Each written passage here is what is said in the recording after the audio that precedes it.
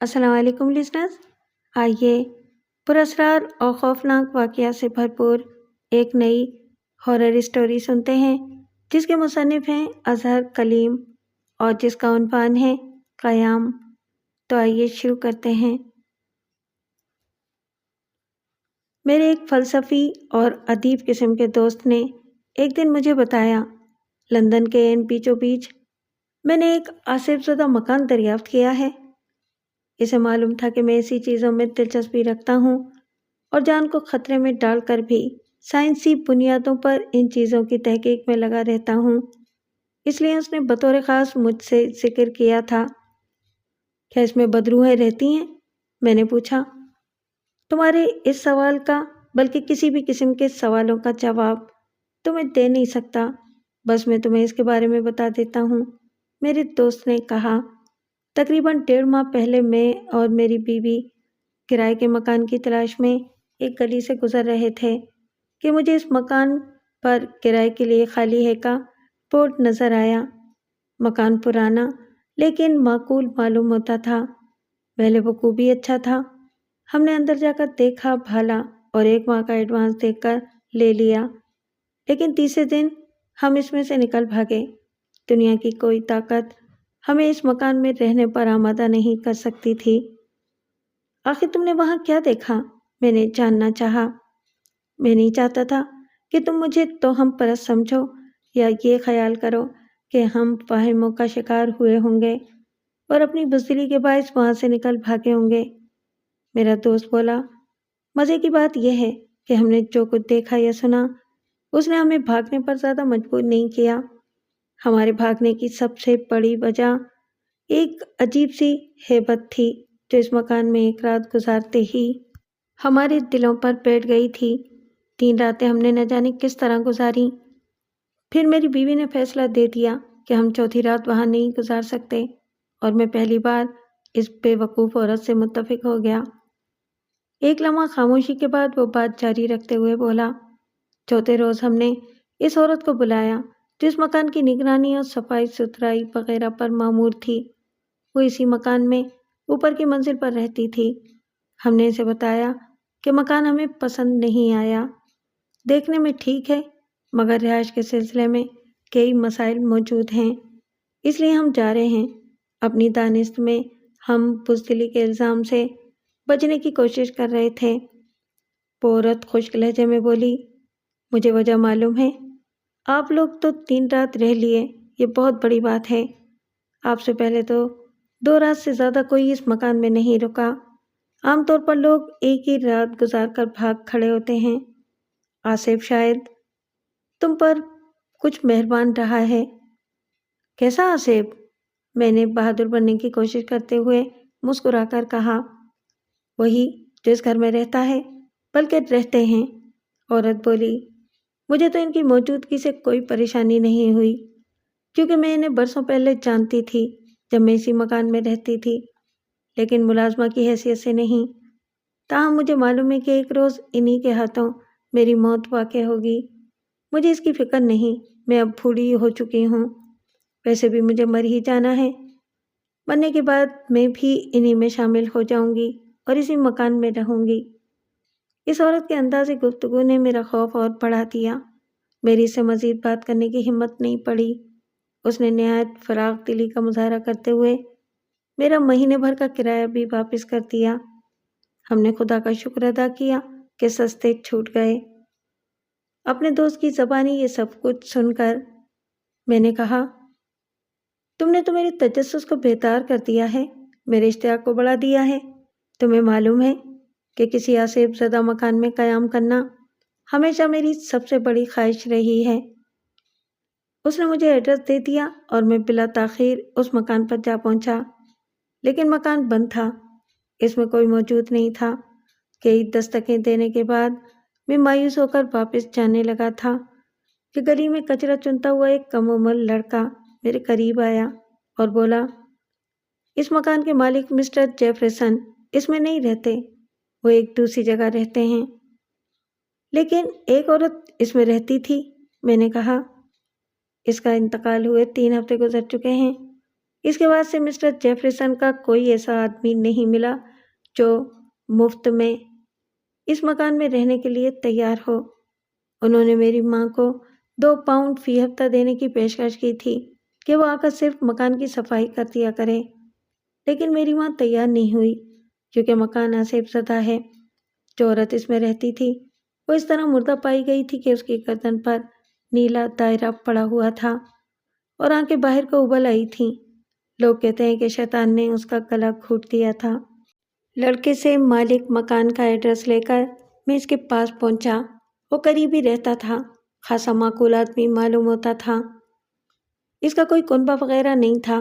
میں نے اپنا تعارف کرایا اور مدعا بیان کرتے ہوئے کہا کہ میں محض اپنے تجسس کی تسکین اور سائنسی بنیادوں پر آصف وغیرہ کی تحقیق کے سلسلے میں اس کے مکان میں جتنی راتوں تک بھی ممکن ہو سکا قیام کروں گا اور جتنے عرصے کا بھی کرایہ وہ چاہے پیشگی ادا کر دوں گا۔ سر، مسٹر جیفرسن نے مؤدبانہ لہجے میں کہا، آپ اس مکان کو اپنا ہی سمجھیں اور جب تک چاہیں قیام کریں۔ میں 1 دن کا بھی کرایہ نہیں لوں گا۔ میں تو صرف یہ چاہتا ہوں کہ مکان کو اس آصف سے نجات مل جائے یا کم از کم اس کی حقیقت سامنے آ جائے۔ اس کے بغیر تو مکان میرے لیے بیکار ہو کر رہ گیا ہے، کوئی اس کے قریب پھٹکنے کو بھی تیار نہیں ہے۔ جس عورت کا اس مکان میں انتقال ہوا تھا، اس کے بارے میں بتاتے ہوئے مسٹر جیفرسن نے کہا، وہ بیچاری بڑھیا بہت غریب تھی اور ایک مکان میں نوکری کر رہی تھی۔ میں نے اسے وہاں سے ہٹا کر اس مکان کی نگرانی وغیرہ کے لیے رکھ لیا تھا کیونکہ میرے خاندان سے اس کی پرانی شناسائی تھی اور کسی زمانے میں وہ اچھی بھلی آسودہ حال عورت تھی، اور یہ مکان جو انکل کی ملکیت تھا اسی عورت نے کرائے پر لیا ہوا تھا۔ وقت کے مد و جزر نے اسے کیا سے کیا بنا دیا تھا، ورنہ وہ ایک باوقار تعلیم یافتہ اور مضبوط ذہن کی عورت تھی۔ یہ اسی کی ہمت تھی کہ مکان کے آصف زدہ ہونے کے باوجود اس میں رہ جا رہی تھی۔ اس کی موت کے بعد سے مجھے اس مکان میں کوئی رہنے والا میسر نہیں آ رہا۔ کتنے عرصے سے یہ مکان آصف زدہ ہے؟ میں نے پوچھا۔ یہ تو میں صحیح طور پر نہیں بتا سکتا، تاہم اس سلسلے کو ایک عرصہ گزر چکا ہے۔ وہی عورت جس کا پچھلے دنوں انتقال ہوا ہے بتاتی تھی کہ اچھے دنوں میں جب اس نے کرائے پر لیا اس وقت بھی وہ آصف زدہ تھا، اور یہ 30-40 سال پہلے کی بات ہے۔ میں تو زیادہ تر یہاں سے دور ہی رہا ہوں۔ میں ایسٹ انڈیا کمپنی میں ملازم تھا، پچھلے سال ہی انڈیا سے واپس آیا ہوں۔ یہاں میرے انکل کا انتقال ہو گیا تھا۔ وہ میرے لیے دوسری بہت سی چیزوں کے علاوہ ترکے میں یہ مکان بھی چھوڑ گئے تھے۔ یہ بند پڑا تھا اور آصف زدہ مشہور تھا۔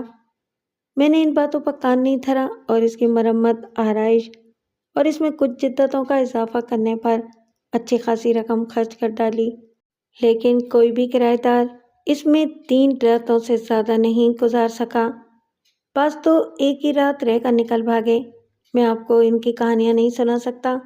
میں نہیں چاہتا کہ آپ پہلے سے ہی ذہن میں اس قسم کے خیالات لے کر مکان میں داخل ہوں۔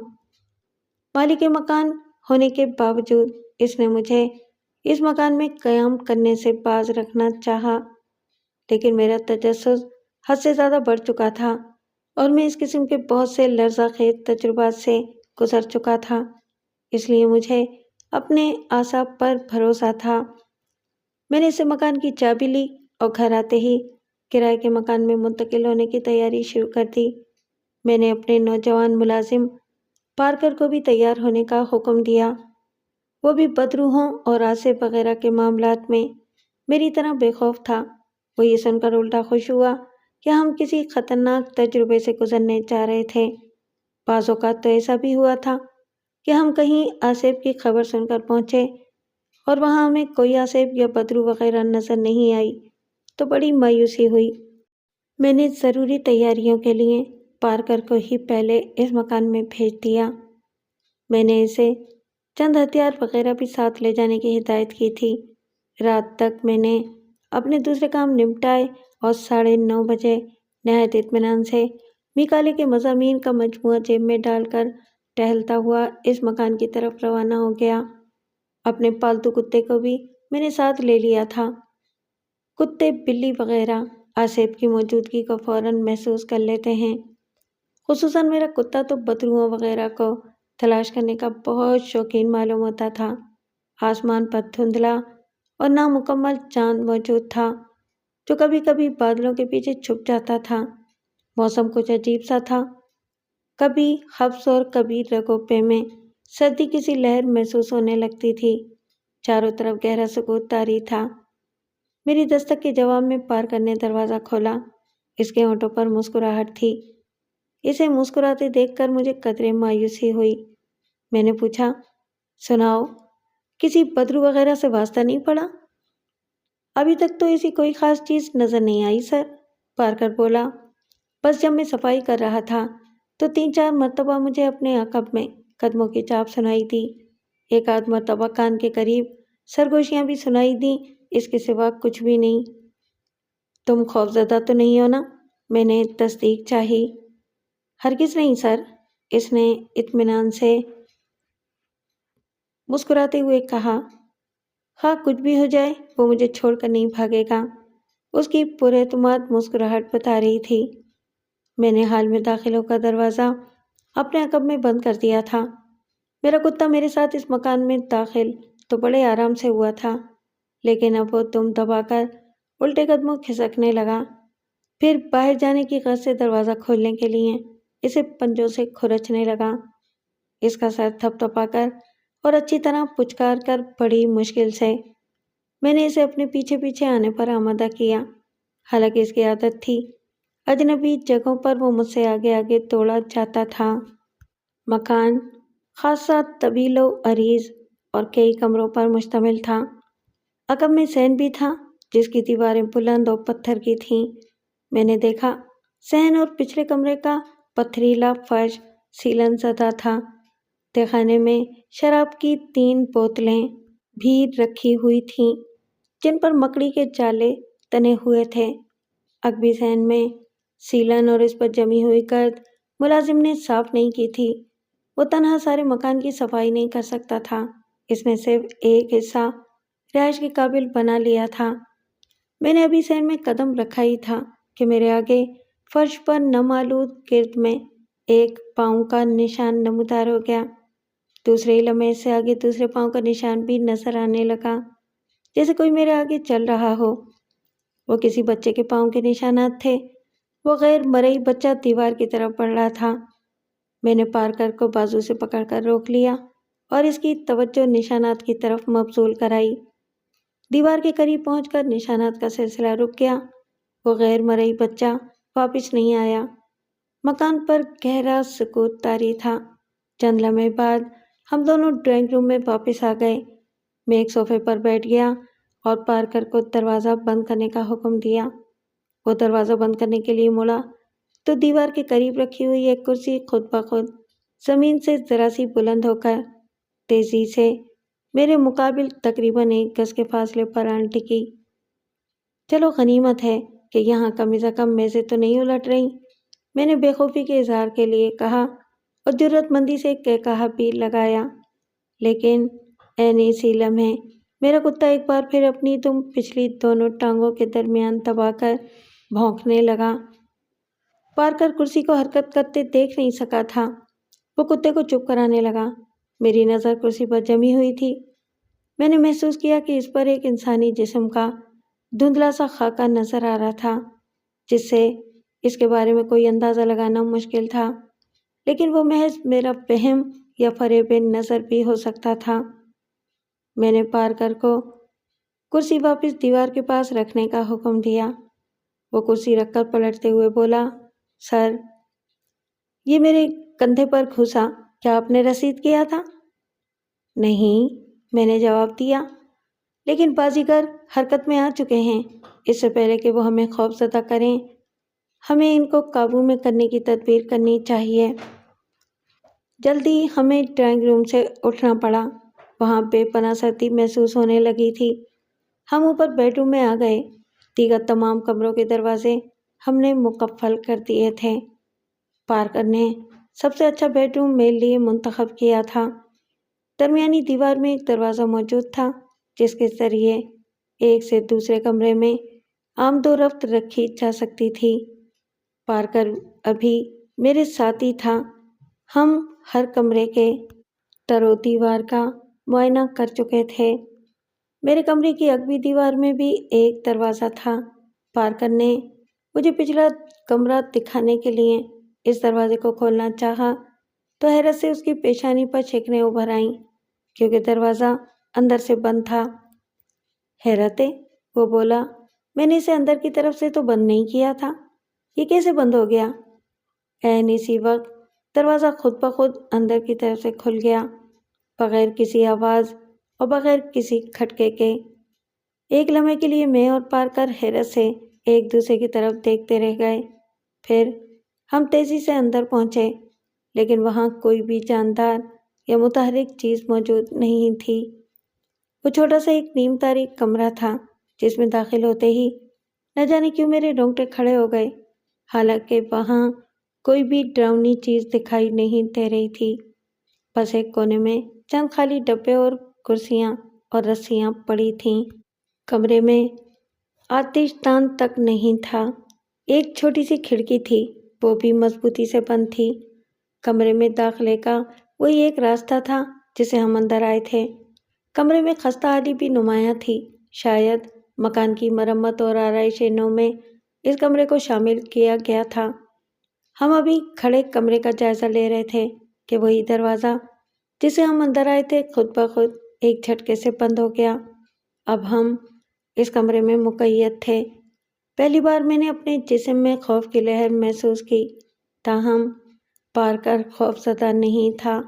وہ بولا، شاید بدروئیں سوچ رہی ہوں گی کہ وہ ہمیں اس کمرے میں قیدی بنا لیں گی، لیکن اس دروازے کو تو میں ایک لات مار کر توڑ سکتا ہوں۔ پہلے ہاتھ سے کھولنے کی کوشش کر کے دیکھو، میں نے ہدایت کی۔ اس وقت تک میں کھڑکی کھول کر دیکھتا ہوں باہر کیا ہے۔ میں نے کھڑکی کھولی، وہ اسی عقبی صحن میں کھلتی تھی جس میں ہم نے قدموں کے نشان نمودار ہوتے دیکھے تھے، لیکن کھڑکی کے باہر کوئی چھجا وغیرہ تک نہیں تھا۔ اگر کوئی کھڑکی کے راستے نکلنے کی کوشش کرتا تو سیدھا صحن کے پتھریلے فرش پر جا گرتا۔ پارکر ایک مضبوط آدمی تھا، لیکن دروازہ اس سے ہل بھی نہیں رہا تھا۔ تاہم اس کی بے خوفی دیکھتے ہوئے مجھے خوشی تھی کہ میں نے اس قسم کے حالات میں ایک موزوں ساتھی کا انتخاب کیا تھا۔ اس نے دروازے کو ایک لات رسید کی، مگر دروازہ کھل کر نہ دیا۔ میں بھی زور لگا کر تھکار گیا۔ میری رگوں پہ میں خوف کی سنسنی تیز ہوتی جا رہی تھی۔ ایسا معلوم ہوتا تھا کہ اس کمرے کے فرش اور دیواروں سے کچھ غیر مرئی سی لہریں پھوٹ رہی تھیں جو رگوں میں دوڑتے ہوئے لہو کو سرد کر رہی تھیں۔ جب ہم اپنی جد و جہد میں ناکام ہو چکے تو دروازہ نہایت آہستگی سے کھل گیا۔ ہم جلدی دوسرے کمرے میں آ گئے اور پھر وہاں سے بھی باہر سیڑھیوں کے چبوترے پر آ گئے۔ وہاں مجھے دھندلی سی روشنی سے بنا ہوا ایک خاکہ سا نظر آیا۔ وہ کسی انسانی جسم کا خاکہ معلوم ہوتا تھا، بالکل اس طرح جیسے آرٹسٹ تصویر شروع کرتے وقت پہلے صرف آؤٹ لائن بناتا ہے۔ ہم جیسے ہی چبوترے پر پہنچے، وہ خاکہ تیزی سے سیڑھیاں اترتا چلا گیا۔ ہم اس کے پیچھے پیچھے نیچے پہنچے تو وہ واپس اوپر چڑھتا دکھائی دیا۔ نہ جانے کب وہ ہمارے قریب سے گزر گیا، ہمیں پتہ نہیں چلا۔ ہم اس کے پیچھے پیچھے اوپر آئے تو وہ چھت پر بنے ہوئے اسٹور نما کمرے میں داخل ہو گیا۔ کمرے میں داخل ہو کر ہم نے اسے ایک بیڈ پر گرتے دیکھا۔ دوسرے ہی لمحے وہ غائب ہو چکا تھا۔ ہم نے بیڈ کو اچھی طرح ٹٹول کر ٹھوک بجا کر دیکھا، اس پر کچھ نہیں تھا۔ بیڈ کے قریب درازوں والی چھوٹی میز پر ایک نامکمل میز پوش پڑا تھا جس میں ابھی تک سوئی دھاگا اٹکا ہوا تھا۔ ان چیزوں پر گرد کی تہہ جمی ہوئی تھی۔ یہ غالباً اس بڑھیا کا کمرہ تھا جو آخری دنوں میں اس مکان میں نگراں کے طور پر رہ رہی تھی۔ تجسس کے تحت میں نے سائڈ ٹیبل کی درازیں کھول کر دیکھیں۔ ان میں نسوانی ضروریات کی چھوٹی موٹی چیزیں بھری ہوئی تھیں۔ 2 خطوط بھی تھے جن پر پیلا ربن لپٹا ہوا تھا۔ میں نے وہ خط نکال لیے اور ہم واپس اپنے کمرے کی طرف روانہ ہوئے۔ ہمیں اپنے عقب میں قدموں کی آواز سنائی دی لیکن مڑ کر دیکھا تو کچھ نظر نہ آیا۔ قدموں کی آواز بدستور ہمارا تعاقب کرتی رہی۔ ہم سیڑھیوں سے اتر رہے تھے کہ اچانک کسی نادیدہ ہاتھ نے میری کلائی پکڑ لی اور دوسرے ہاتھ نے میرے ہاتھ سے دونوں خط چھیننے کی کوشش کی، لیکن میں نے انہیں زیادہ مضبوطی سے پکڑ لیا۔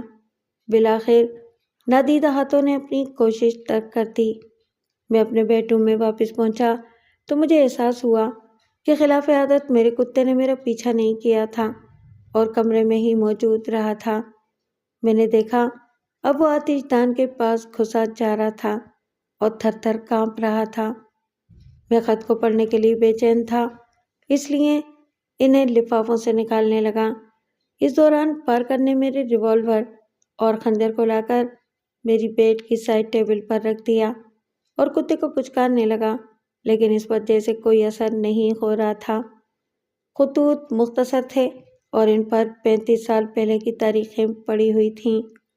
وہ کسی عاشق کی طرف سے اپنی محبوبہ کے نام یا پھر شاید کسی نئے شادی شدہ نوجوان کی طرف سے بیوی کے نام تھے جو جہاز پر سفر کے دوران لکھے گئے تھے۔ اب معلوم نہیں وہ شخص جہاز پر ملازم تھا یا مسافر۔ بہرحال وہ زیادہ تعلیم یافتہ معلوم نہیں ہوتا تھا۔ اس تحریر میں نہ جانے کیوں مجھے کسی جرم کی طرف بھی ایک اشارہ مخفی محسوس ہوا۔ کوئی مجرمانہ سی بات ضرور تھی جس کا اشارہ کنائے میں ذکر کیا گیا تھا۔ مثلاً ایک جگہ لکھا تھا، ہمیں ایک دوسرے سے محبت ہی کرنی چاہیے کیونکہ جو کچھ ہم جانتے ہیں اگر لوگوں کو معلوم ہو جائے تو وہ ہم سے نفرت کریں گے۔ ایک اور جگہ لکھا تھا، اپنے کمرے میں کسی اور کو مت سونے دینا، تم سوتے میں باتیں کرنے کی عادی ہو۔ پھر ایک جگہ لکھا تھا، جو کچھ ہو چکا اسے تو بدلا نہیں جا سکتا۔ میں تمہیں یقین دلاتا ہوں کہ ہمارے خلاف کچھ نہیں کہا جا سکتا، کچھ نہیں کیا جا سکتا۔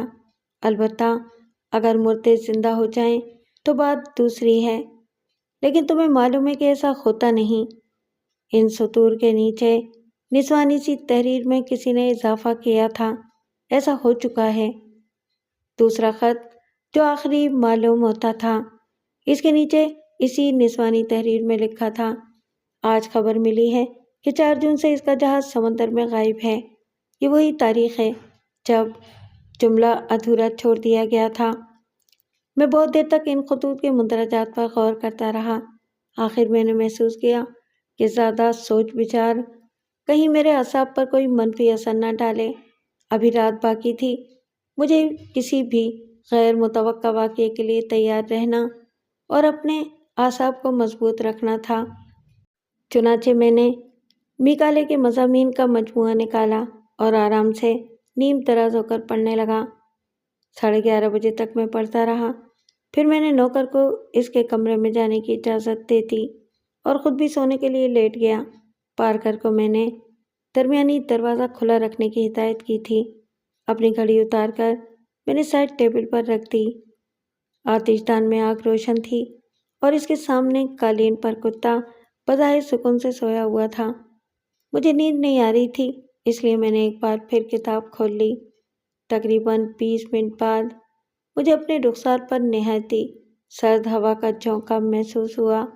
میں نے سوچا شاید غلطی سے سیڑھیوں کی طرف کا دروازہ کھلا رہ گیا ہے، لیکن ادھر دیکھا تو دروازہ بند تھا۔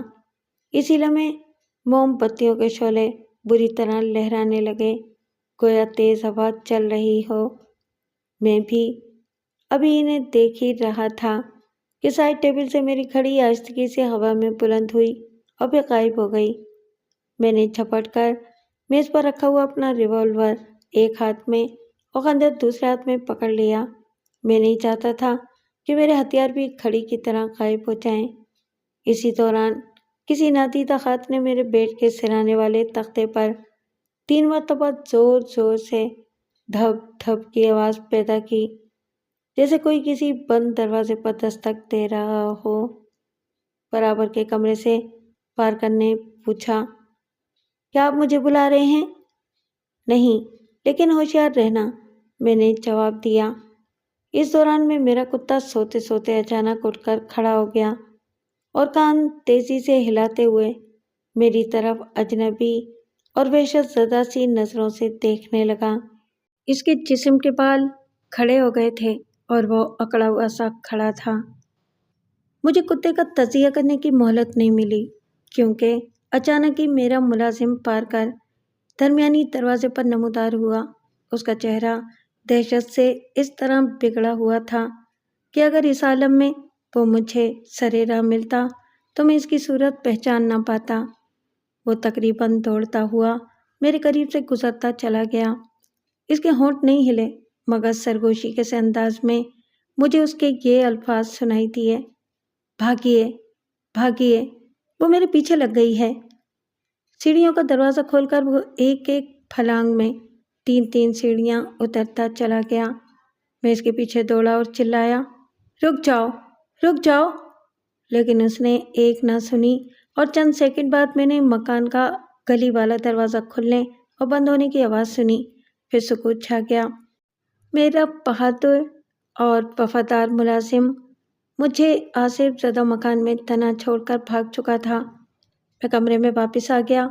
میری سمجھ میں نہیں آ رہا تھا کہ پارکر کس چیز سے ڈر کر بھاگا تھا۔ مجھے تو کچھ نظر نہیں آ رہا تھا۔ میں نے پچھلے کمرے کا دروازہ کھول کر اندر جھانکا لیکن وہاں بھی کچھ نظر نہ آیا۔ میرا کتا اب ایک کونے میں کیوں دبکا جا رہا تھا، گویا دیوار میں سوراخ کر کے گھس جانا چاہتا ہو۔ اس کے سارے دانت نظر آ رہے تھے اور بانچھوں سے رال بہہ رہی تھی۔ اس کے حلق سے عجیب گھگیائی ہوئی سی آوازیں نکل رہی تھیں۔ ایسا معلوم ہو رہا تھا کہ اگر میں نے اسے پیار سے بھی چھونے کی کوشش کی تو وہ مجھے کاٹ کھائے گا۔ وہ گویا مجھے پہچان ہی نہیں رہا تھا۔ وہ یوں ہوا میں دیکھے جا رہا تھا جیسے کسی غیبی قوت نے اسے ہپناٹائز کر لیا ہو۔ ایک بار میں نے جنگل میں ایک خرگوش کی یہ حالت دیکھی تھی جسے ایک سانپ ہلاک کرنے کے لیے بڑھ رہا تھا۔ خرگوش کو یقیناً اندازہ تھا کہ موت اس کی طرف بڑھ رہی تھی لیکن وہ اپنی جگہ سے ہل نہیں پا رہا تھا۔ وحشت زدہ انداز میں یک ٹک سانپ کی آنکھوں کی طرف دیکھے جا رہا تھا۔ سانپ نے گویا اسے ہپناٹائز کر لیا تھا۔ میں نے کتے کو اس کے حال پر چھوڑ دیا کہ کہیں اس عالم میں اس کا مجھے کاٹ کھانا میرے لیے خطرناک ہی ثابت نہ ہو۔ میں بستر پر لیٹ گیا اور ایک بار پھر کتاب کھول کر اپنا ذہن بٹانے کی کوشش کرنے لگا۔ یہاں میں یہ بیان کرتا چلوں کہ میں نے دنیا کے ایک بڑے حصے کی سیاحت کی ہے اور بڑے مضبوط اعصاب یا یوں کہیے کہ بڑے سکون سے ایسے حیرت انگیز واقعات کا سامنا کیا ہے۔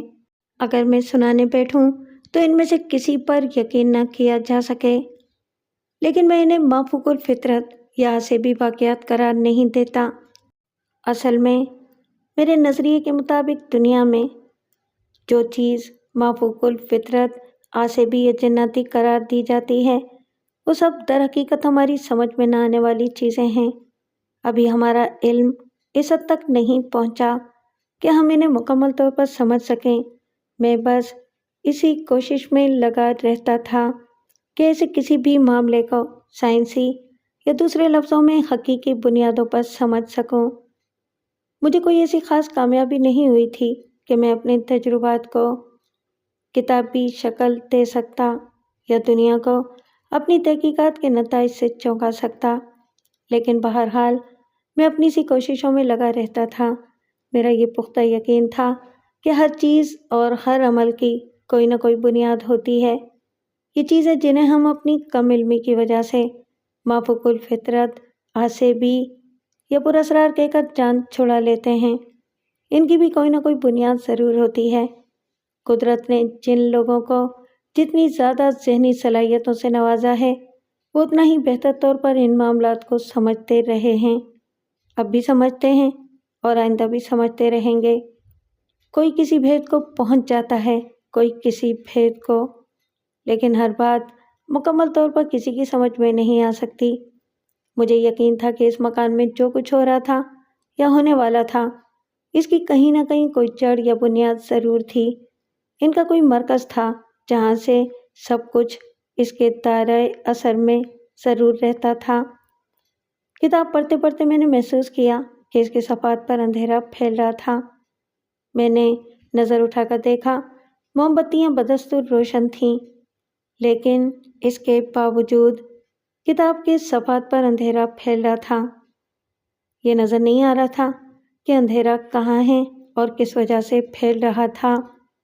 اس کا ماخذ، اس کا منبع بھی دکھائی نہیں دے رہا تھا۔ پڑھنا میرے لیے ممکن نہ رہا تو میں نے کمرے میں ادھر ادھر دیکھا، تب مجھے روشنی میں ایک طرف ایک تاریک ہیولا جنم لیتا دکھائی دیا۔ وہ تاریک ہیولا گویا روشنی کے بطن سے پھوٹ رہا تھا، خود بخود پھیلتا جا رہا تھا۔ ساخت کے اعتبار سے وہ انسانی ہیولا ہی دکھائی دے رہا تھا، لیکن کسی انسان کی بے ہنگم پرچھائی کی طرح بہت ہی پھیلا ہوا تھا، تقریباً چھت تک پہنچ رہا تھا۔ اس کی طرف دیکھتے ہوئے مجھے نہ جانے کیوں بے پناہ ٹھنڈک کا احساس ہو رہا تھا۔ یہ خوف کی سردی نہیں تھی، بلکہ باقاعدہ ایسا محسوس ہو رہا تھا جیسے میں ہوا میں سانس نہیں لے رہا، بلکہ مجھے ٹنوں برف تلے دفن کر دیا گیا ہے۔ تب میں نے بغور ہیولے کی طرف دیکھا اور دیکھتا رہا۔ تب میں نے محسوس کیا کہ ہیولے میں سے بلندی کی طرف سے دو آنکھیں مجھے بھی تک رہی تھیں۔ وہ آنکھیں صرف ایک لمحے کے لیے نظر آئیں، دوسرے ہی لمحے غائب ہو گئیں، لیکن وہ جگہ جہاں مجھے آنکھیں نظر آئی تھیں وہاں سے زرد روشنی کی دو شعاعیں مجھ تک پہنچتی رہیں۔ میں نے بولنا چاہا، لیکن زبان نے میرا ساتھ نہیں دیا، حالانکہ میں خوفزدہ بھی نہیں تھا۔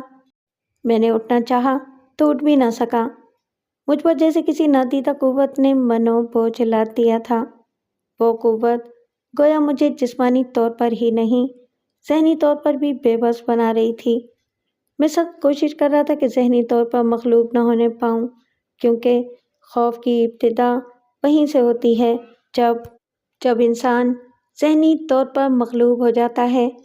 سخت جد و جہد کے بعد آخرکار میں اپنا ہاتھ سائڈ ٹیبل پر رکھے ہوئے ریوالور تک پہنچانے میں کامیاب ہو گیا، لیکن ابھی میں اسے اٹھا نہیں پایا تھا کہ میرے بازو کو گویا بجلی کا جھٹکا لگا جس نے اسے بے جان کر دیا۔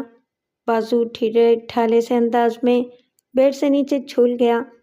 اس کے ساتھ ہی ایک اور دہشت زدہ کر دینے والی تبدیلی یہ آئی کہ موم بتیوں کی لو مدھم ہونے لگی، جیسے چراغ میں تیل ختم ہو رہا ہو، حالانکہ کوئی موم بتی ابھی ختم نہیں ہو رہی تھی۔ اس کے ساتھ ہی ایک اور دہشت زدہ کر دینے والی تبدیلی یہ آئی کہ موم بتیوں کی لو مدھم ہونے لگی۔ ہر موم بتی کا شعلہ بالکل اس طرح چھوٹا ہونے لگا جیسے چراغ میں تیل ختم ہو رہا ہو، حالانکہ کوئی موم بتی ابھی ختم نہیں ہو رہی تھی۔ اس کے ساتھ ہی آتش دان میں بھڑکتی ہوئی آگ بھی چند سیکنڈ میں بجھ گئی۔ کمرہ تاریکی میں ڈوب گیا۔ شاید یہ خوف کی انتہا تھی یا پھر اعصاب پر حد سے زیادہ بوجھ کا رد عمل تھا کہ میں پھٹی پھٹی آواز میں چلا اٹھا، میں خوف زدہ نہیں ہوں، میں بالکل بھی خوف زدہ نہیں ہوں۔ معلوم نہیں یہ یقین میں اپنے آپ کو دلا رہا تھا یا اس نادیدہ تاریک مخلوق کو جو اب کمرے کی تاریکی میں ہی مدغم ہو کر رہ گئی تھی۔ میرے رد عمل نے مجھ میں طاقت بھی پیدا کر دی۔ میں یکدم ہی جیسے غیر مرئی بندشیں توڑتا ہوا اور کھڑا ہوا اور دوڑ کر کھڑکی تک پہنچا۔ میں اس وقت اس طرح روشنی کی ضرورت محسوس کر رہا تھا جیسے دم گھٹتے وقت کوئی شخص ہوا کی ضرورت محسوس کرتا ہے۔ ایک جھٹکے سے میں نے کھڑکی کھولی، دھندلی سی چاندنی میرے کمرے میں آ گئی۔ گلی میں گیس لائٹ بھی موجود تھی۔ کمرے میں خاصی روشنی پھیل گئی۔ میں نے ایک عجیب سی فرحت محسوس کی، جیسے کسی شخص کو ان آخری لمحوں میں پھانسی کے پھندے سے نکال لیا گیا ہو۔ وہ تاریک ہیولا کمرے سے غائب ہو چکا تھا، البتہ دیوار پر ایک سایہ سا رہ گیا تھا۔ اچانک میری نظر اس میز پر پڑی جس پر میں نے وہ دونوں خط رکھے ہوئے تھے جو مجھے اسٹور نما کمرے سے ملے تھے۔ اس میز کے نیچے سے دھیرے دھیرے ایک ہاتھ نمودار ہو رہا تھا۔ میرے دیکھتے ہی دیکھتے پوری کلائی باہر آ گئی۔ وہ بالکل عام سا ہاتھ تھا جیسا زندہ انسانوں کا ہوتا ہے۔ اس پر جھریاں پڑی ہوئی تھیں اور ساخت کے اعتبار سے وہ کسی عمر رسیدہ عورت کا ہاتھ معلوم ہوتا تھا۔ وہ ہاتھ اوپر میز تک آیا، اس نے دونوں خط اٹھائے اور خطوں سمیت دوبارہ میز کے نیچے غائب ہو گیا۔ ایک بار پھر میرے بیڈ کے سرانے والے تختے پر 3 مرتبہ زور سے دستک ہوئی اور اس کے ساتھ ہی پورا کمرہ یوں لرزنے لگا جیسے کوئی دیو قامت مخلوق کسی صندوق کو ہاتھوں میں پکڑ کر زور زور سے ہلا رہی ہو۔ میں نے سہارے کے لیے کھڑکی کی چوکھٹ کو مضبوطی سے تھام لیا۔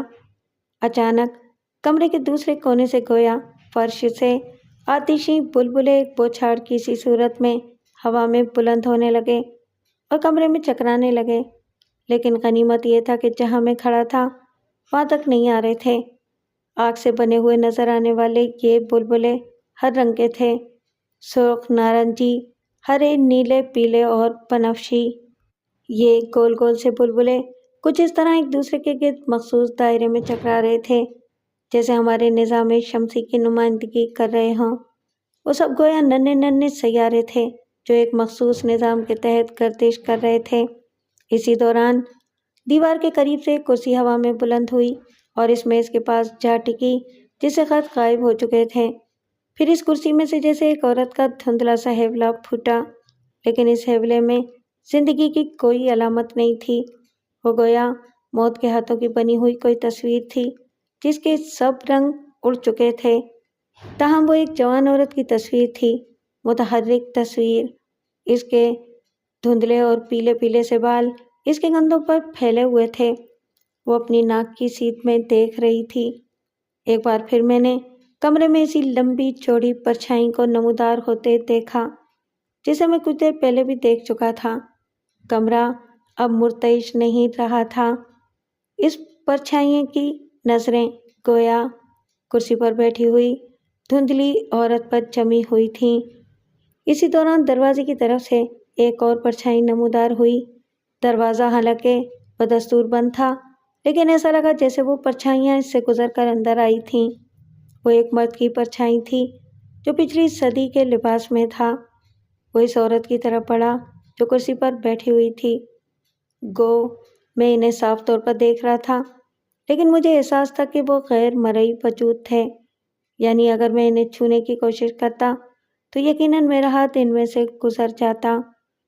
دروازے کی طرف سے آنے والے مرد کی پرچھائی جو ہی عورت کے نزدیک پہنچی، اونچی پرچھائی بھی اپنی جگہ سے آگے آ گئی اور وہ دونوں پرچھائیاں گویا اس بڑی اور تاریک پرچھائی میں مدغم ہو کر ایک لمحے کے لیے میری نظر سے اوجھل ہو گئیں۔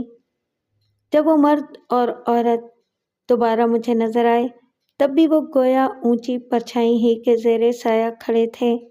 وہ مرد جو 100 سال پرانے لباس میں تھا، نیام سے تلوار نکالے ہوئے تھا۔ اس کی تلوار سے خون ٹپک رہا تھا اور عورت کا لباس سامنے سے خون میں تر ہو چکا تھا۔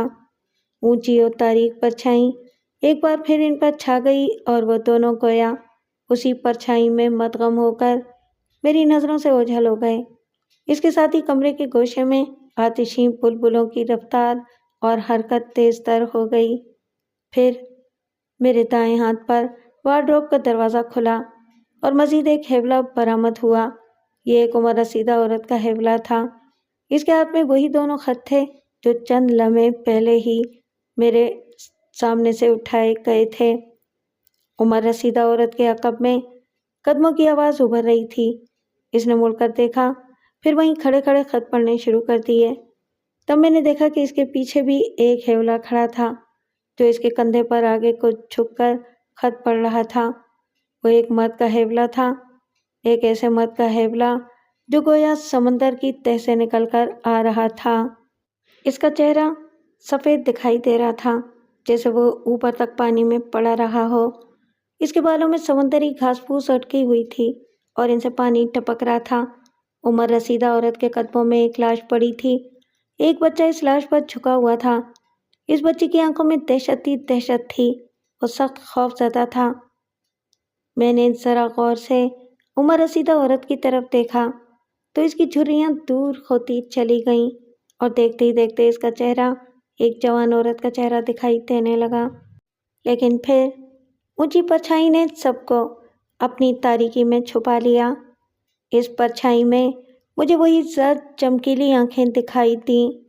اس دوران وہ رنگ برنگے آتشی بلبلے دائروں میں چکراتے چکراتے پھٹنے لگے اور ان میں سے ننھی ننھی مگر عجیب ڈراؤنی اور عفریت نما مخلوقات نکل کر کمرے میں پھیلنے لگیں، حتیٰ کہ کمرہ ان سے بھر گیا۔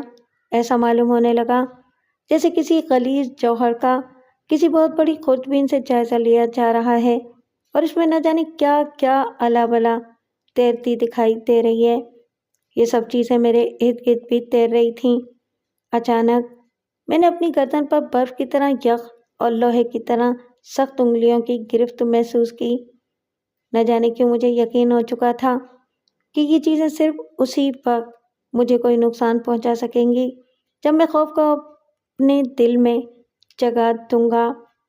اگر خوف مجھ پر غالب نہ آیا تو میں گزند سے محفوظ رہوں گا۔ یہ جسمانی طاقت کا نہیں، ذہنی طاقت اور قوت ارادی کا کھیل تھا۔ اس کے بعد کمرے میں سرخ روشنی پھیل گئی، جیسے ہوا نے آگ کے دریا کا روپ ڈھال لیا ہو، اور کمرے میں تیرتی ہوئی تمام متحرک چیزیں بھی سرخ ہو گئیں، جیسے وہ دھات کی بنی ہوں اور آگ میں تپ گئی ہوں۔ پھر کمرہ اسی طرح لرزنے لگا جیسے چند گھنٹوں پہلے لرز اٹھا تھا۔ ایک بار پھر میری بیڈ کے سرانے والے تختے پر 3 مرتبہ دستک ہوئی، اور اس کے ساتھ ہی کمرے میں ارتعاش ختم ہو گیا۔ سب چیزیں دھیرے دھیرے غائب ہونے لگیں، اندھیرا واپس آنے لگا۔ کچھ دیر بعد پورا کمرہ اور اس کی ہر چیز اپنی اصلی حالت پر واپس آ گئی۔ اپنا کتا مجھے ایک کونے میں پڑا دکھائی دیا۔ میں نے قریب پہنچ کر دیکھا، وہ مردہ تھا۔ اس کی آنکھیں باہر آ گئی تھیں، زبان بھی لٹکی ہوئی تھی۔ مجھے علم بھی نہیں ہو سکا تھا، اور کسی غیبی طاقت نے اس کی گردن مڑوڑ دی تھی۔ میں نے اسے گود میں اٹھا لیا۔ اپنے جانثار کتے کی موت پر میرا دل دکھ سے بوجھل ہو گیا۔ میں نے اپنے آپ کو اس کی دردناک موت کا ذمہ دار محسوس کیا۔ کوئی انسانی ہاتھ، خواہ وہ کتنا ہی طاقتور ہوتا، اس طرح کتے کی گردن مڑوڑ نہیں سکتا تھا۔ میری گھڑی، جو کافی دیر پہلے میز پر سے غائب ہو گئی تھی، اب واپس آ چکی تھی اور اپنی جگہ رکھی تھی، لیکن وہ رک چکی تھی۔ میرے اندازے کے مطابق وہ عین اسی وقت رک گئی تھی جب غیبی ہاتھ نے اسے اٹھایا تھا۔ اس سے پہلے میری گھڑی چابی ختم ہونے سے پہلے کبھی نہیں رکی تھی۔ بہرحال اس رات مزید کوئی واقعہ پیش نہیں آیا، لیکن باقی رات بھی آنکھوں ہی آنکھوں میں کٹ گئی۔ دن کی روشنی نمودار ہونے پر میں ایک بار پھر اس چھوٹے سے پچھلے کمرے میں داخل ہوا، جس میں گزشتہ شب میں اور میرا ملازم کچھ دیر کے لیے قید ہو گئے تھے۔ حالانکہ اب دن کی روشنی پھیلی ہوئی تھی، لیکن اس کمرے میں اب بھی کوئی بات تھی جو صرف محسوس کی جا سکتی تھی۔ اس کے فرش و در و دیوار سے گویا کچھ غیر مرئی لہریں پھوٹتی تھیں، جن کے اثرات سے رگوں پہ میں سنسنی محسوس ہوتی تھی۔ رونگٹے کھڑے ہو جاتے تھے اور یوں لگتا تھا کہ کچھ ہونے والا ہے۔ میں نے محسوس کیا کہ میں چند منٹ سے زیادہ اس کمرے میں ٹھہر نہیں سکتا۔ میں جلدی وہاں سے نکل آیا۔ ایک بار پھر میں نے اپنے آگے آگے قدموں کی آواز محسوس کی، جیسے کوئی میرے آگے آگے چل رہا تھا، تاہم میں رکا نہیں۔ اس مکان سے نکل کر میں سیدھا اپنے گھر آ گیا۔ میرا خیال تھا کہ شاید پار کر وہاں سے بھاگ کر گھر پہنچ گیا ہوگا اور وہاں موجود ہوگا، لیکن وہ وہاں بھی نہیں تھا۔ اس کا چھوڑا ہوا ایک رکا البتہ مجھے ملا، جو اس نے یقیناً کانپتے ہاتھوں سے گھسیٹا تھا۔ اس نے لکھا تھا، جناب والا، جناب والا، آپ یقیناً مجھے معافی کا مستحق بھی نہیں سمجھیں گے، لیکن میں نے جو کچھ کیا وہ میرے اختیار میں نہیں تھا۔ میں اب بھی ان لمحوں کا تصور کرتا ہوں تو جسم بھی کانپنے لگتا ہے اور ہاتھ بھی لرز رہے ہیں۔ گزشتہ رات کے بارے میں سوچتے ہوئے یوں محسوس ہونے لگتا ہے کہ وہ بدروحیں اب بھی میرے پیچھے لگی ہوئی ہیں۔ میرا خیال ہے کہ میں پرسوں آپ کی خدمت کرنے کے قابل نہیں ہو سکوں گا۔ میں اپنے بہنوئی کے پاس میلبورن جا رہا ہوں، بے خط معذرت کے ساتھ۔ شام کو میں دوبارہ اس آسیب زدہ مکان میں پہنچا۔ میں ٹیکسی لے کر گیا تھا تاکہ اپنی چیزیں اور کتے کی لاش لے کر آؤں۔ میں ایک بار پھر اس پچھلے چھوٹے کمرے میں گیا اور ایک بار پھر میری وہی کیفیت ہوئی جو پہلے ہو چکی تھی۔ جب میں اس مکان سے واپس روانہ ہوا تو اس کے بارے میں ایک نظریہ قائم کر چکا تھا۔ مجھے یقین ہو چکا تھا کہ اس مکان میں جو کچھ بھی اثرات تھے یا جو کچھ بھی ہو رہا تھا، اسے اگر ایک نظام تصور کر لیا جاتا تو اس سارے نظام کا مرکز وہی چھوٹا سا بھی کمرہ تھا۔ وہ ایک طرح کا کنٹرول روم تھا۔ جو کچھ بھی ہوتا تھا اس کی ٹوریاں اسی کمرے سے ہلتی تھیں۔ دوسرے روز میں مکان کی چابی واپس کرنے مسٹر جیفرسن کے ہاں پہنچا۔ میں نے انہیں بتایا کہ میرے تجسس کی تسکین ہو چکی ہے اور میں مکان میں مزید قیام کی ضرورت محسوس نہیں کرتا۔ مجھ پر جو کچھ گزری تھی اور میں نے جو کچھ دیکھا تھا وہ سب کچھ میں نے اسے بتایا۔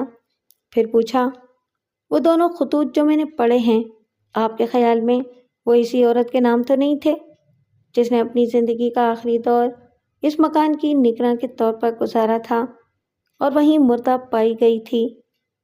جیفرسن کچھ چونکا، پھر ذہن پر زور دیتے ہوئے بولا، میں اس عورت کی جوانی کے زمانے کے بارے میں کچھ زیادہ نہیں جانتا، تاہم کچھ بھولی بسری سی باتیں مجھے یاد آ رہی ہیں۔ پرانے لوگوں سے مزید کچھ معلومات کروں گا اور جتنی جلد ممکن ہو سکا آپ کو نتائج سے مطلع کروں گا۔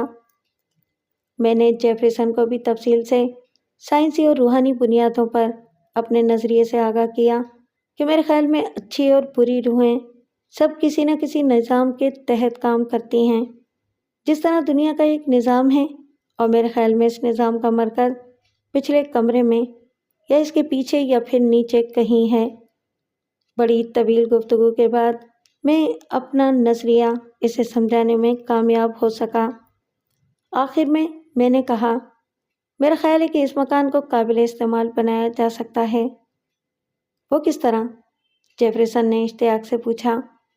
جس حصے کی میں نے نشاندہی کی ہے اسے مکمل طور پر مسمار کر دیا جائے، اس کا فرش کھود کر دیکھا جائے، ہو سکتا ہے کہ اس حصے کی دیواروں یا فرش سے کچھ برآمد ہو، ورنہ کوئی نہ کوئی نتیجہ تو ضرور ظاہر ہوگا۔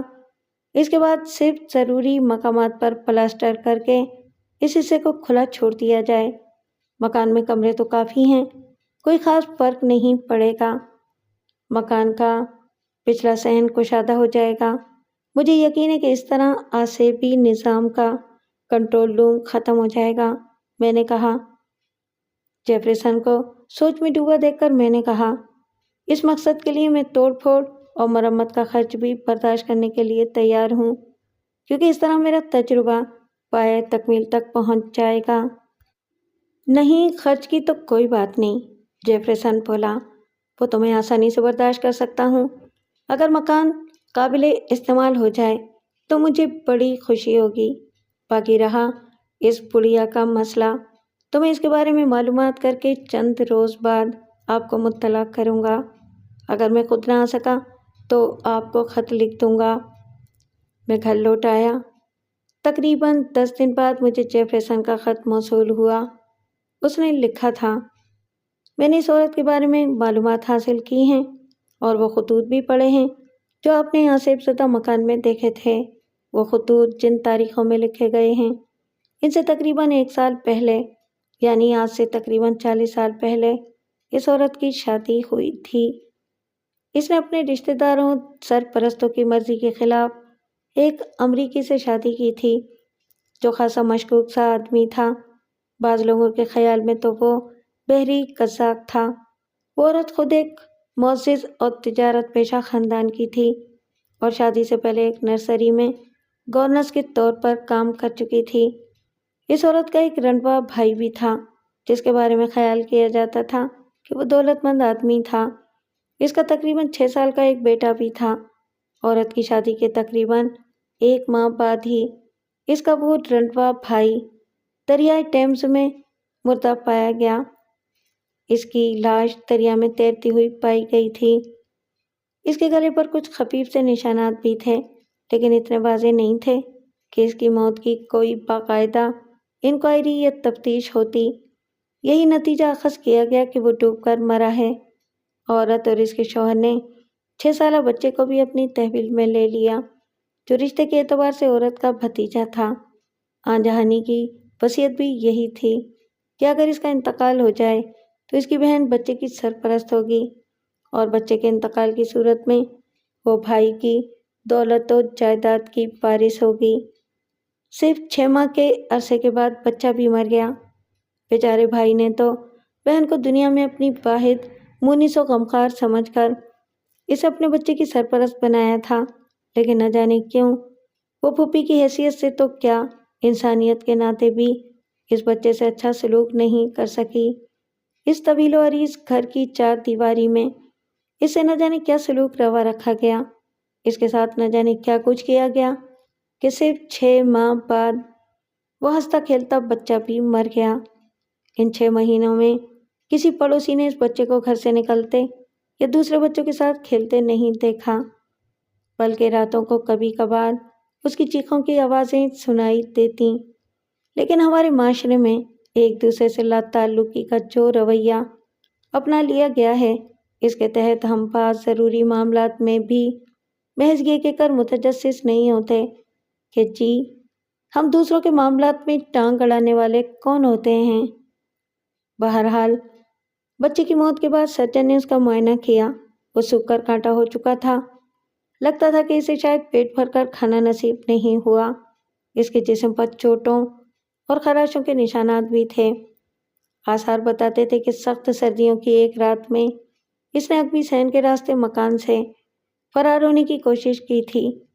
شاید اسے کہیں بند رکھا جاتا تھا اور اس روز موقع پا کر وہ پچھلے صحن میں نکل آیا تھا۔ اس نے دیوار پر چڑھ کر باہر کودنا چاہا تھا، لیکن اپنی نقاہت اور کمزوری کی وجہ سے دیوار پر سے پھسل کر پتھریلے صحن میں اس طرح واپس آن گرا تھا کہ پھر اٹھ نہیں سکا تھا اور وہیں پڑے پڑے سردی کی وجہ سے دم توڑ گیا تھا۔ بے شک اس معاملے میں ظلم و زیادتی کے شواہد پائے گئے تھے، لیکن میاں بیوی پر قتل کا الزام بہرحال ثابت نہیں کیا جا سکتا تھا۔ اپنے ظلم و زیادتی کو بھی انہوں نے محض سخت گیری کا نام دیا اور اس کی وجہ یہ بتائی کہ لڑکا ذہنی طور پر کچھ پسماندہ اور بے حد ضدی تھا، کوئی بات نہیں مانتا تھا، اس لیے اسے عام بچوں کی طرح نہیں رکھا جا سکا تھا۔ ان باتوں کی تصدیق یا تردید نہیں ہو سکی۔ ممکن ہے اس کے لیے زیادہ تردد نہ کیا گیا ہو۔ قصہ مختصر یہ کہ بچے کے انتقال کے بعد پھوپھی اپنے آن جہانی بھائی کی دولت و جائیداد کی وارث ہو گئی۔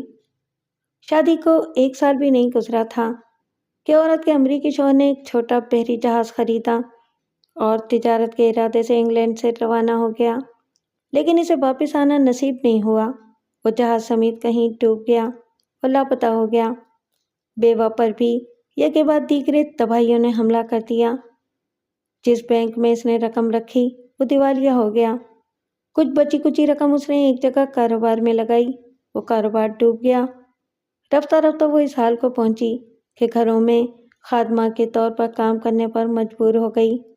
عجیب بات تھی کہ خادمہ کے طور پر بھی وہ کسی گھر میں زیادہ دن نہ ٹک پائی، حالانکہ وہ بہت محنت کرتی تھی، گھر کا ہر کام کرتی تھی، ہر طرح کی غلاظتیں تک صاف کرتی تھی۔ اس کے باوجود کوئی نہ کوئی ایسی بات ہو جاتی تھی کہ اسے دھکے دے کر ہر گھر سے نکال دیا جاتا تھا۔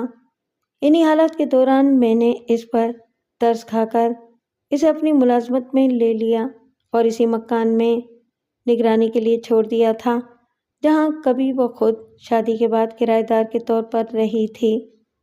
یہ تو آپ کو معلوم ہی ہے کہ اسی مکان میں وہ بہت بری حالت میں مردہ پائی گئی تھی۔ یہ تو تھی اس عورت کی کہانی جو میرے علم میں آئی ہے۔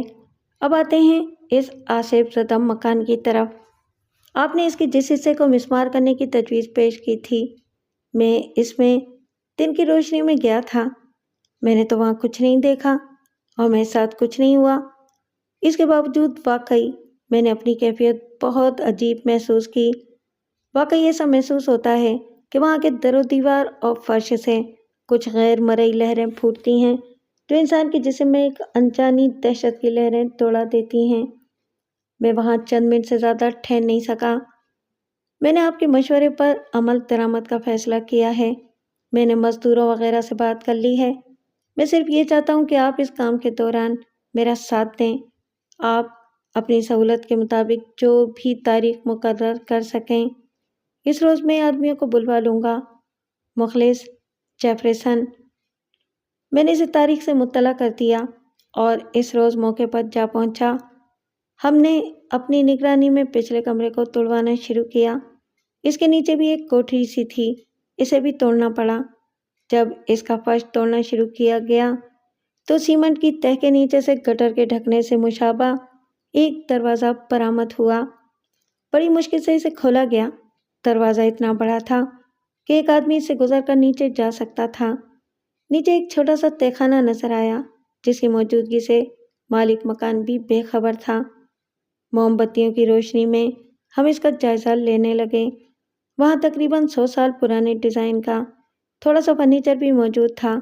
ایک الماری میں تقریباً اتنا ہی پرانا ایک شخص کا بوسیدہ اور گلا ہوا سا لباس اور تلوار بھی ملی۔ لباس سے اندازہ ہوتا تھا کہ شاید اس شخص کا تعلق شاہی دربار یا عدالت سے تھا۔ لباس کے بٹن سونے کے تھے، چند اشرفیاں اور چاندی کے سکے بھی ملے، لیکن ہماری سب سے اہم دریافت ایک تجوری تھی جو دیوار میں نصب تھی۔ اس کا تالا توڑنے میں ہمیں سب سے زیادہ دقت پیش آئی۔ اس تجوری میں 2 شیلف اور ایک خانہ تھا۔ شیلفوں پر گویا ایک چھوٹی سی لیبارٹری سجی ہوئی تھی۔ شیشے کی کچھ سرائیاں تھیں، کچھ ٹیوبیں تھیں جن میں کوئی نامعلوم شفاف پتھر میں پیوست تھیں اور ایک تار کے ذریعے پینڈولم کی طرح جھول رہی تھی۔ نچلے شیلف پر ایک طرف ہمیں بالکل ننھی سی ایک پورٹریٹ رکھی ہوئی ملی۔ یہ تقریباً 45-50 سال کی عمر کے ایک شخص کی تصویر تھی جس کا چہرہ نہایت منفرد، نہایت غیر معمولی اور انوکھا تھا۔ بظاہر وہ ایک خوش شکل آدمی تھا، لیکن نہ جانے کیوں اسے دیکھ کر احساس ہوتا تھا جیسے کسی سانپ نے انسان کا روپ ڈھال لیا ہے۔ میں نے بہت غور سے تصویر کو دیکھا تو احساس ہوا کہ صرف اس کی آنکھوں کی وجہ سے ایسا تاثر مل رہا تھا۔ اس کی آنکھیں انسانی ساخت کی ہونے کے باوجود گویا کسی سانپ کی آنکھیں معلوم ہوتی تھیں۔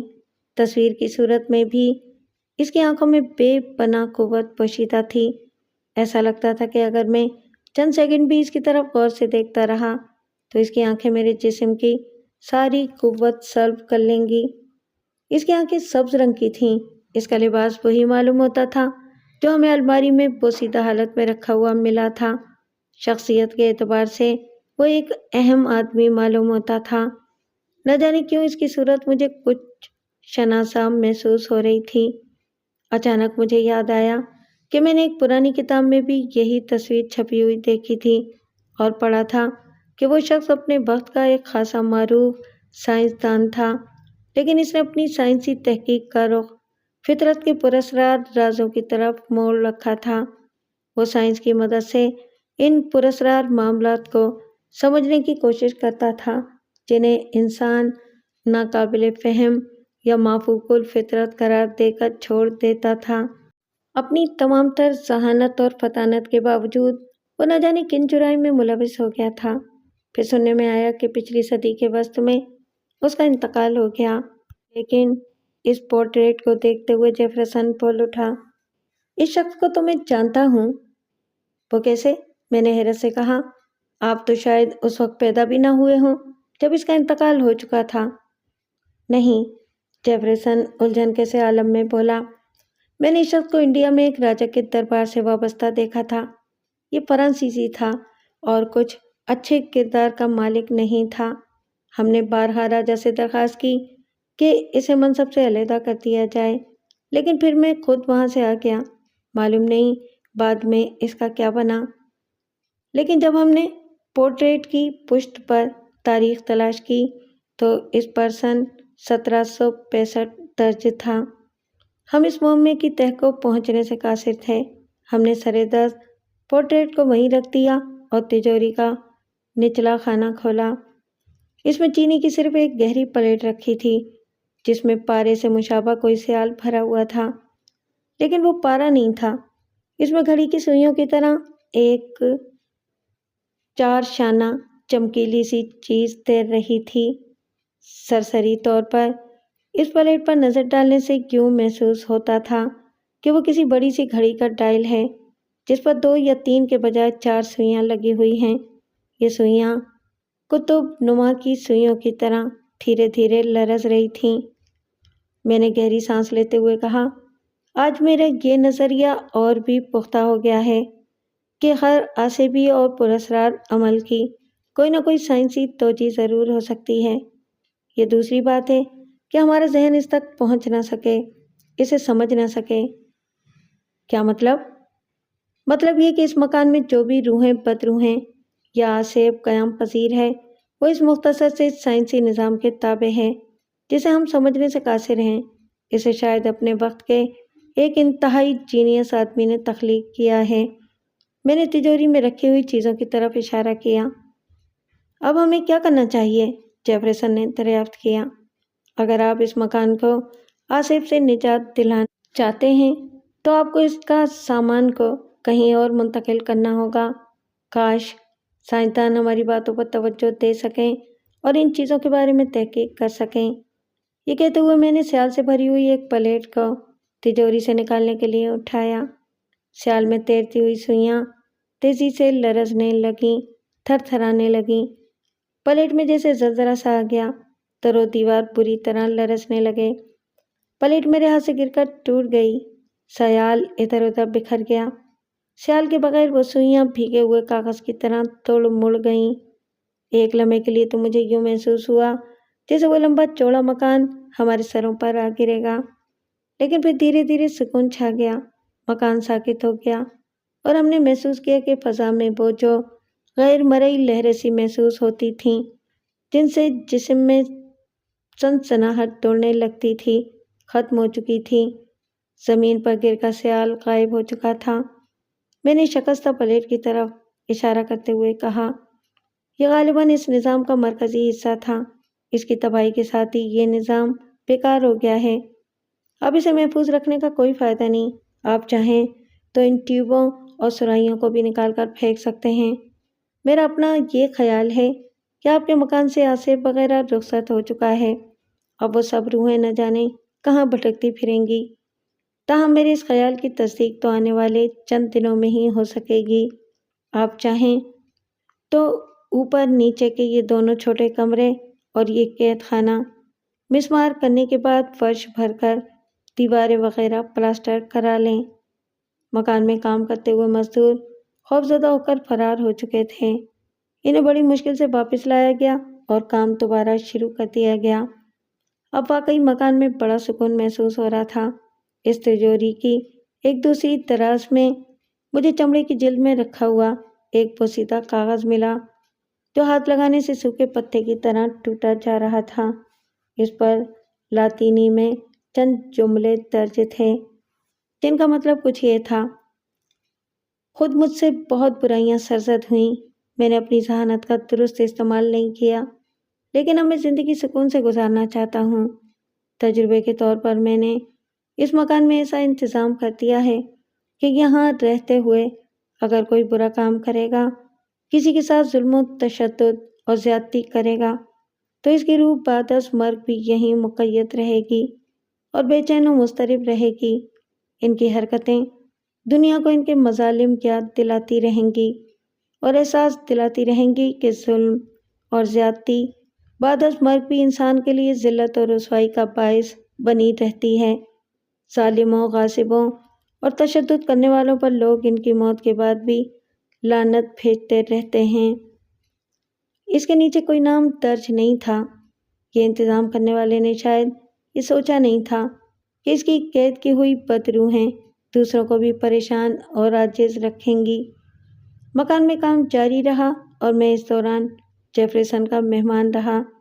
توڑ پھوڑ اور مرمت وغیرہ کے بعد مکان پہلے سے بھی ابتر ہو گیا۔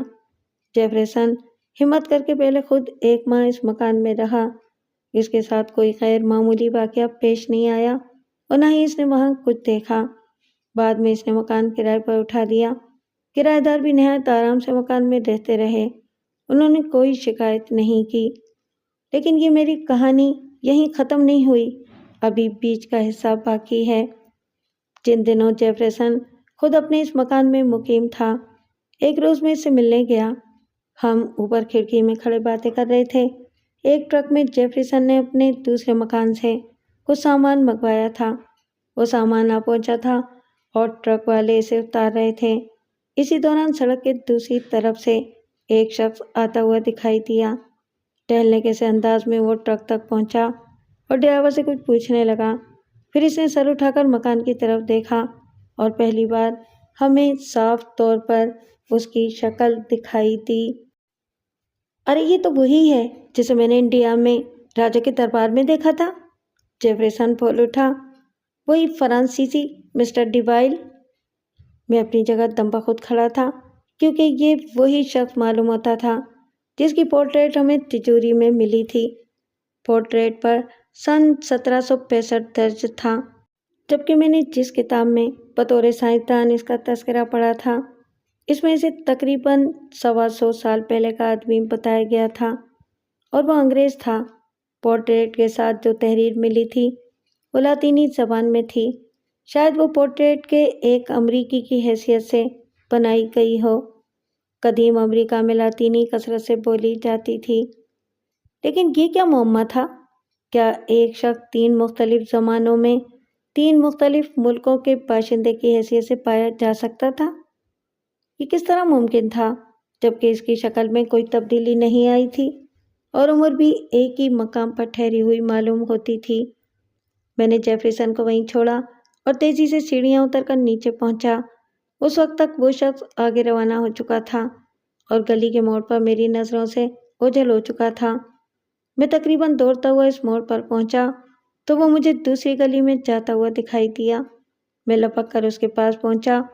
میں اس سے بات کرنا چاہتا تھا لیکن جو ہی اس نے مڑ کر میری طرف دیکھا، میری آنکھوں میں آنکھیں ڈالی، میں جیسے سب کچھ بھول گیا۔ بلا شبہ یہ وہی آنکھیں تھیں جو میں نے پورٹریٹ میں دیکھی تھیں۔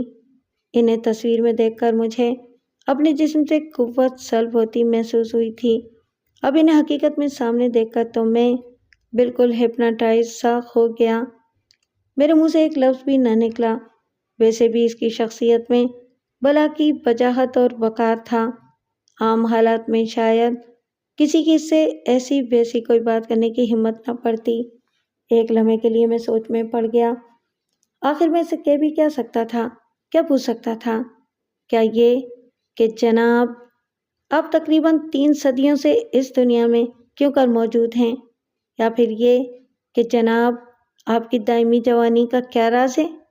یا پھر یہ کہ جناب آپ کو اب تک موت کیوں نہیں آئی؟ ظاہر ہے اگر میں اسے اس قسم کے سوالات کرتا تو وہ لوگوں کے سامنے مجھے پاگل قرار دے کر آگے بڑھ سکتا تھا۔ چنانچہ میں ہچکچاہٹ اور تذبذب کے عالم میں وہیں کھڑا رہ گیا اور وہ خاموشی سے آگے بڑھ گیا۔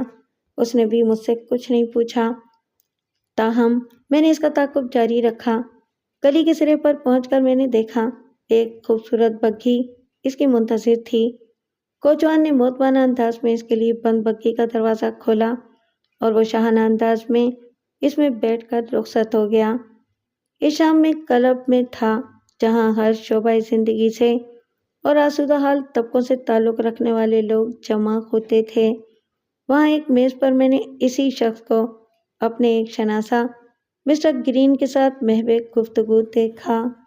میں دور کھڑا دیکھتا رہا لیکن اتنی ہمت نہ کر سکا کہ ان کی میز پر چلا جاؤں اور گفتگو میں شامل ہو جاؤں۔ تھوڑی دیر بعد وہ شخص کلب سے رخصت ہو گیا۔ تب میں گرین کے پاس پہنچا اور اس سے پوچھا، یہ شخص جو ابھی ابھی تمہاری میز سے رخصت ہوا ہے کون تھا؟ بہت ہی کمال کا آدمی ہے، گرین تجسس آمیز لہجے میں بولا۔ میری اس سے ملاقات پچھلے سال دمشق میں ہوئی تھی جب ہم آثار قدیمہ کے سلسلے میں کھدائی کر رہے تھے۔ اس نے ہماری بڑی مدد کی۔ یہ خود آثار قدیمہ کا بڑا ماہر معلوم ہوتا ہے۔ ایک بار اس نے جنگل میں ڈاکوؤں سے بھی ہماری جان بچائی۔ مجھے خود صحیح طور پر نہیں معلوم کہ یہ کون ہے، لیکن بہرحال کوئی بہت بڑا آدمی معلوم ہوتا ہے۔ ہپناٹزم کا بھی ماہر ہے اور بہت سی حیرت انگیز قوتوں کا مالک معلوم ہوتا ہے۔ مثلاً میں نے وضاحت چاہی۔ مثلاً تم اس سے چھپا کر کچھ بھی لکھو، وہ بتا دے گا کہ تم نے کیا لکھا ہے، خواہ مضمون کتنا ہی طویل ہو۔ وہ تمہیں لفظ بلفظ یوں سنا دے گا جیسے وہ اسے ہوا میں کہیں لکھا ہوا نظر آ رہا ہے۔ اس کے بعد تم اپنا لکھا ہوا وہ کاغذ کمرے کے کونے میں رکھ دو۔ اگر وہ اسے حکم دے گا تو کاغذ پھڑپھڑاتا ہوا اس کے پاس پہنچ جائے گا۔ یہ اور اسی قسم کی بہت سی دوسری باتیں ہیں۔ بعض اوقات تو وہ شیشے کی کچھ سرائیاں اور ٹیسٹ ٹیوب وغیرہ جمع کر کے سائنس کے طالب علم کی طرح کوئی تجربہ کرتا ہے تو بادل جمع ہو جاتے ہیں یا بجلی چمکنے لگتی ہے، لیکن وہ اجنبیوں کے سامنے اپنے ان کمالات کا مظاہرہ نہیں کرتا۔ وہ رہتا کہاں ہے؟ میں نے پوچھا۔ یہ تو صحیح طور پر مجھے بھی نہیں معلوم، بس اتنا پتہ چلا ہے کہ وہ حال ہی میں انگلینڈ آیا ہے۔ یہاں پر اتفاقاً میری اس سے ملاقات ہو گئی۔ اس کا نام رچرڈ ہے، گرین نے بتایا۔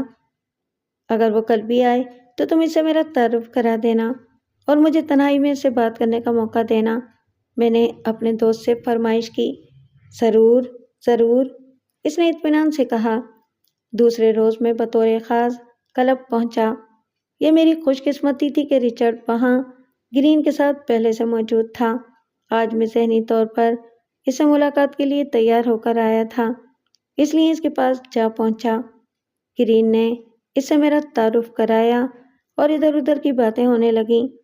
میں نے محسوس کیا کہ رچرڈ یا جو بھی اس کا نام تھا بہت کم گو تھا اور اس کا لہجہ بہت پرانے وقتوں کے انگریزوں والا تھا۔ وہ انگلینڈ کے تازہ ترین حالات سے بھی زیادہ واقف معلوم نہیں ہوتا تھا۔ چند منٹ بعد گرین میری فرمائش کے مطابق مجھے رچرڈ کے پاس چھوڑ کر بہانے سے اٹھ کر چلا گیا۔ چند لمحے کے توقف کے بعد میں نے پرسکون لہجے میں کہا، مسٹر رچرڈ، میں نے آپ کی ایک نہایت چھوٹی سی پورٹریٹ دیکھی ہے، ایک ایسے مکان میں جس میں غالباً آپ رہ چکے ہیں، بلکہ کوئی بعید نہیں اسے آپ ہی نے تعمیر کرایا ہو۔ 2 دن پہلے آپ اس مکان کے سامنے سے گزرے تھے۔ اس نے ایک ٹک میری طرف دیکھا اور میری ساری جرت اور ہمت جو میں نے بڑی مشکل سے مجتمع کی تھی ایک لمحے میں میرا ساتھ چھوڑ گئی۔ میرے ذہن کا برق ایک دم سادہ ہو گیا۔ پھنسی پھنسی سی آواز میں بمشکل صرف اتنا کہہ پایا، آپ جن علوم کے بادشاہ ہیں میں ان کا ایک ادنا سا طالب علم ہوں، صرف اتنا بتا دیجئے کہ یہ سب کچھ کیسے ممکن ہے۔ اسے اچھی طرح معلوم تھا کہ میں کیا پوچھ رہا ہوں۔ اس کے ہونٹ نہیں ہلے، مگر مجھے اپنے ذہن میں جواب موصول ہونا شروع ہو گیا۔ اس نے یقیناً میرے ذہن سے رابطہ قائم کر لیا تھا۔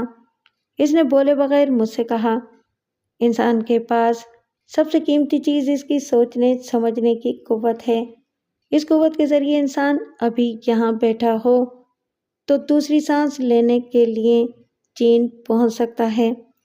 خیالات کی طاقت پر اتنی قدرت کیسے حاصل ہو سکتی ہے؟ میں نے بے چارگی سے پوچھا۔ یہ ہر ایک کے بس کی بات نہیں، جواب ملا۔ کسی کے پاس کچھ خدا داد صلاحیتیں ہوتی ہیں اور کچھ وہ مسلسل ذہنی محنت سے انہیں بڑھا لیتا ہے۔ وہ بہت سی باتوں پر قادر ہو جاتا ہے، اس نے جواب دیا۔ جس طرح آواز کی لہریں ایک جگہ سے لاکھوں میل دور تک سفر کرتی ہیں، تم یہاں بیٹھے نمبر ڈائل کرتے ہو اور ہزاروں میل دور بات کرنے لگتے ہو، کیا خیالات اس سے زیادہ تیز رفتاری سے سفر نہیں کر سکتے؟ یہ تو صرف خیالات کی بات ہوئی نا، میں نے کہا، لیکن یہ جسم کا کیا اصرار ہے؟ آپ کب سے اسی عمر کے دکھائی دے رہے ہیں، آپ کے جسم کو زوال کیوں نہیں آیا؟ انسان کو اپنے خیالات پر قدرت حاصل ہو جائے تو نہ جانے کس کس چیز پر قابو حاصل کر لیتا ہے، جواب ملا۔ انسان اپنے لیے وقت کی رفتار کو بھی بدل سکتا ہے۔ انسان کا جسم، اس کا ذہن، اس کے خیالات، سائنسی ترقی، روحانیات، یہ سب ایک ہی زنجیر کی کڑیاں ہیں۔ جو جتنی ترقی کر جاتا ہے اتنی ہی باتیں اس کی سمجھ میں آتی ہیں۔ میں بے چارگی سے اس کی طرف دیکھتا رہا تو وہ قدرے بذات سے بولا، تمہارے لیے جو سینکڑوں سال ہیں ممکن ہے کسی اور کے لیے وہ صرف سینکڑوں سیکنڈ ہوں۔ چند سو سال میں اس کے جسم پر اتنا ہی فرق پڑتا ہو جتنا تمہارے جسم پر چند سو سیکنڈ میں پڑتا ہے۔